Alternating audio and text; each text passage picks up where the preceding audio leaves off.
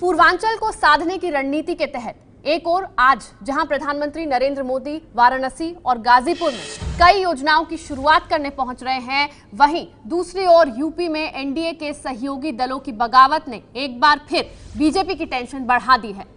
पूर्वी उत्तर प्रदेश में आज होने वाली पीएम की 2 बड़ी रैलियों से पहले सहयोगी दलों ने बहिष्कार किया और अब गाजीपुर के स्थानीय नेता और सुहेलदेव भारतीय समाज पार्टी के अध्यक्ष ओम प्रकाश राजभर ने पीएम मोदी की गाजीपुर रैली में शामिल ना होने की बात कही है। वहीं दूसरी ओर केंद्रीय मंत्री और अपना दल की नेता अनुप्रिया पटेल ने भी प्रदेश सरकार से अपनी नाराजगी के कारण कार्यक्रम का बहिष्कार करने का ऐलान कर दिया है। जिस तरीके से हमारी पार्टी और भाजपा और सुहेलदेव भारतीय समाज पार्टी तीनों ने मिल करके 2017 में 324 सीटों का जो बहुमत प्राप्त किया, उसने उत्तर प्रदेश सरकार को बहुत मजबूती प्रदान की। पर मैं ये देख रहा हूँ कि उत्तर प्रदेश भाजपा के जो कर्ता धर्ता हैं, जिन्हें उत्तर प्रदेश सरकार चलाने की जिम्मेदारी दी गई है, उनका रवैया सहयोगी दलों के प्रति अपमानजनक है। हमारी लड़ाई उस अपमानजनक व्यवहार के विरुद्ध है।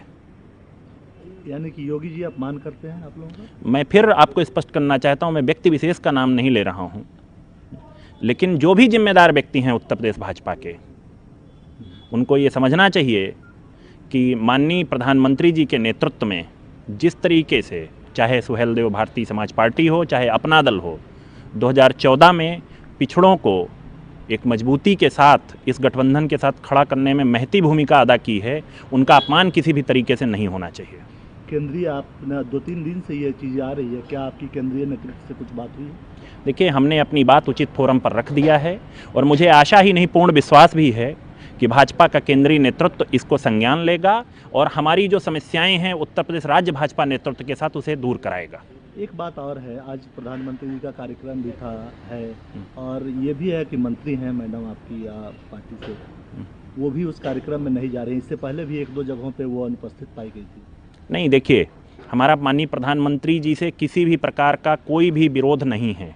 इसका उदाहरण मैं आपको दे रहा हूं कि कल माननीय प्रधानमंत्री जी के निर्देश पर माननीय केंद्रीय मंत्री अनुप्रिया पटेल जी भूटान के प्रधानमंत्री जी को रिसीव करने गई थी। ये माननीय प्रधानमंत्री जी का ही निर्देश था और आगे भी जो प्रधानमंत्री जी निर्देश देंगे उसका पालन करेंगी, लेकिन उत्तर प्रदेश सरकार द्वारा आयोजित किसी भी कार्यक्रम में तब तक प्रतिभाग नहीं करेंगी जब तक केंद्रीय नेतृत्व हस्तक्षेप करके उत्तर प्रदेश राज्य भाजपा के कर्ता धर्ताओं के जो अहंकारी व्यवहार है उसको सुधार नहीं करता।